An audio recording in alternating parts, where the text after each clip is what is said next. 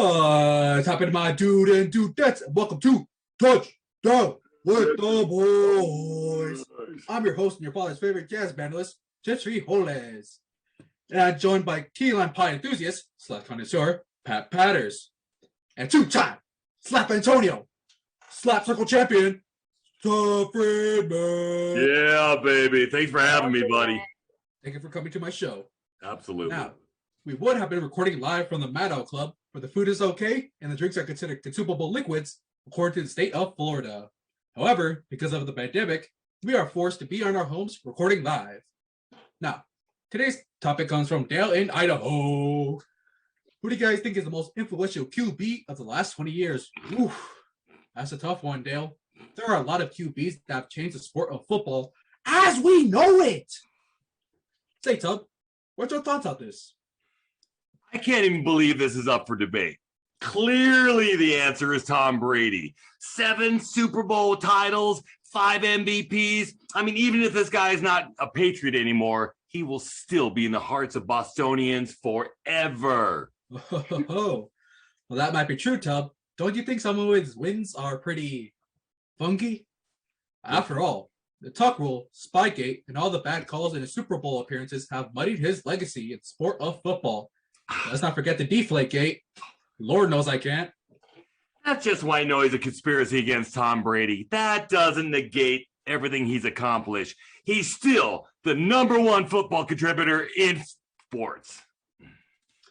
All right, ladies and gentlemen, and all other genders within the human race.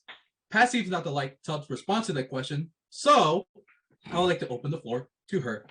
Pat, who, in your humble opinion, is the most influential QB of the last 20 years? I think it's Colin Kaepernick. Oh, here we go with this. Why would you say that?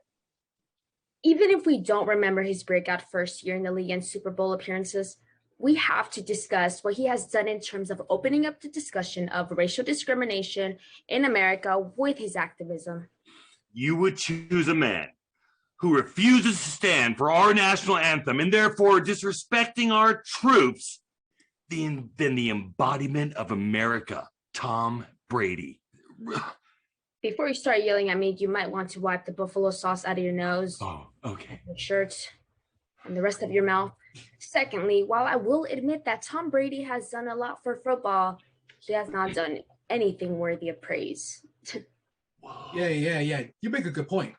Kaepernick has used his influence in American culture to open up very, and I mean very touchy political discussions in this country. Hey, I'm sorry if I can't get behind somebody who insists on disrespecting our flag and therefore all the Americans that risked their lives and died for our freedom.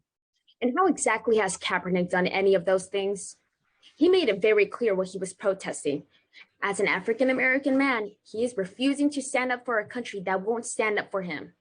His actions aren't about the troops. It's about the hypocrisy of standing up for a symbol of freedom.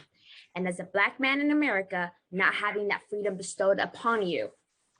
Look, I understand the guy wanted to protest, all right? But did he have to do it during our national anthem? I mean, that's the greatest song ever composed. I'll talk about why the last part is not a good argument later. But for now, I think it's important that we talk about how he didn't kneel at first. Oh, no. But he did kneel.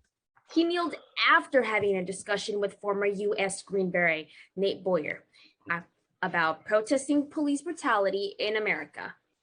Nate Boyer was enlisted in the U.S. Army in 2006 and was accepted in the Green Berets sometime after. He was actually disappointed to see Kaepernick sitting on the bench. Yeah, of course he was. What self-respecting man would sit during a protest? Come on. No self-respecting man who wears sandals and bootcut jeans in public. That seems to be the statement you made. Boyer lettered Kaepernick, to which he responded, and they had a discussion with Boyer about what would be respectful to the troops. And in Boyer's opinion, taking a knee would be a more respectable way to protest. Yeah. Come to think of it, that is a very nuanced way to protest discrimination.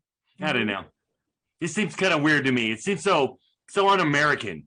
All right, well, let me ask you this. How did you feel when Tim Tebow kneeled in protest of something? That was completely different. I'm sure whatever Tebow wanted to protest, that was worth it. While I do agree that it probably seemed reasonable to him, anything that you want to protest would seem reasonable to you. Also, what's different between the situations? They're just different. So they were both highly respected quarterbacks. They got attention in their sport within their first few performances. They both have something to protest that they care about, and they were both brought up as Christians. Other than that, there is one clear distinction between these gentlemen. Is it because Kaepernick's black? Yahtzee. Okay, there are two clear distinctions between these two. There's that and the fact that Tim Tebow was protesting against abortion, which, I'm not even going to go there. Is that what your wife said in your honeymoon? Well, unlike you, I have someone to go home to at the end of the day. And I, for one, would like to state, for the record, that the sponsors of this podcast do not support any verbal harassment on anyone on the podcast or using any form of profanity. This liberal bitch. I'm going to give her a piece of my mind. So, if you could, well, I don't know, calm down. Calm down. And take a seat. Everyone good with that? That would be great. Thank you. Before you say anything, I need to make something clear. Tim Tebow, to me, is the embodiment of America. He's a good man with values and tradition. Americans stand for America. Kaepernick doesn't even share that disparity. He doesn't even deserve to be compared to the man Timothy Richard Tebow. And don't even get me started on his contribution to the game. Anyway, I have another question from Barry in Texas. Spring training is up on full swing. Who you got winning on the World Series? All right, great. Now we talked about some real American sports.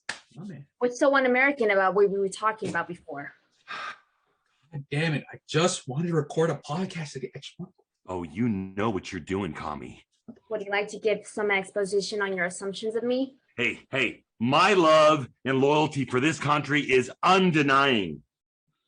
To me, anything that man did that doesn't resemble that is just un-American. If you think what Kaepernick did was any way to act like a loyalist, then you bet you must be a traitor. Let me take that argument and flip it in a way you might comprehend. Is it more of telling a patriot to throw their faith and loyalty behind a flag and a song, or is it more patriotic to change something that's clearly unjust in the country they stand behind?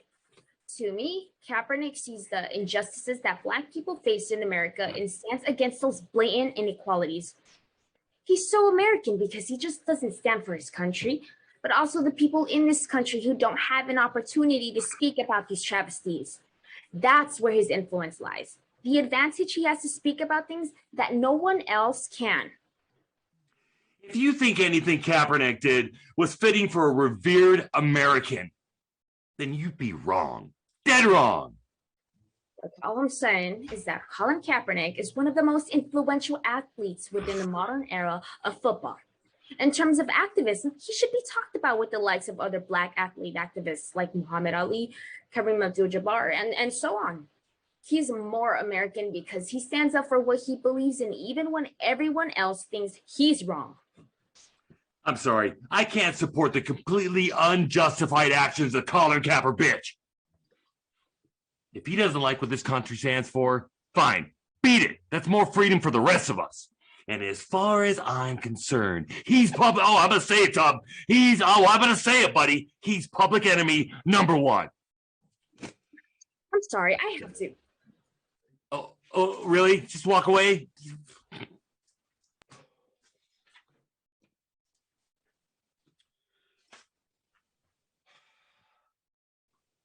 All right, everybody, that's going to do this week's end for fucking Touchdown with the Boys.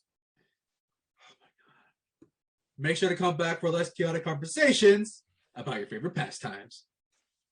Come on, I didn't want to record a podcast today. Come on.